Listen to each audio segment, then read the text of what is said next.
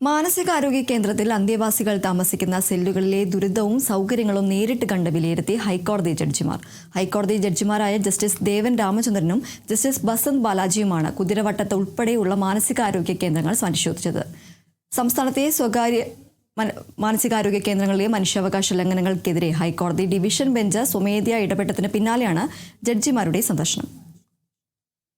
ഏതാനും ദിവസം മുൻപാണ് തിരുവനന്തപുരം ഊളംപാറയിലെ മാനസികാരോഗ്യ കേന്ദ്രവും തൃശൂരിലെ മാനസികാരോഗ്യ കേന്ദ്രവും ഹൈക്കോടതി ജഡ്ജിമാരായ ജസ്റ്റിസ് ദേവൻ രാമചന്ദ്രനും ബസന്ത് ബാലാജിയും സന്ദർശിച്ചത്.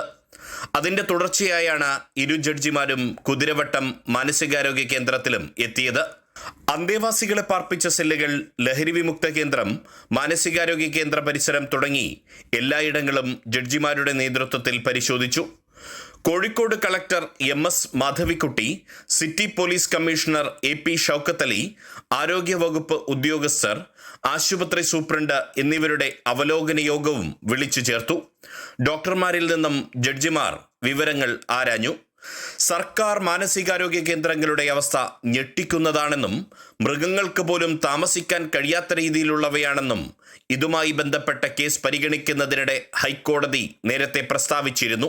21 കേസ് വീണ്ടും പരിഗണിക്കാനിരിക്കെയാണ് ഹൈക്കോടതി ജഡ്ജിമാരായ ദേവൻ രാമചന്ദ്രനും ബസന്ത് ബാലാജിയും കോഴിക്കോട് കുതിരവട്ടത്തെ മാനസികാരോഗ്യ കേന്ദ്രം സന്ദർശിച്ചത്.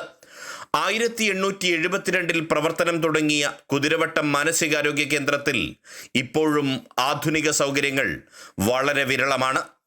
20 സുരക്ഷാ ജീവനക്കാർ വേണ്ടിടത്ത് 4 പേർ മാത്രമേയുള്ളൂ. കൊലപാതക കേസ് പ്രതിയടക്കം മാനസികാരോഗ്യ കേന്ദ്രത്തിന്റെ മതിൽ ചാടി രക്ഷപ്പെട്ടിട്ടും സുരക്ഷ ശക്തിപ്പെടുത്താൻ സർക്കാർ തയ്യാറായിട്ടില്ല.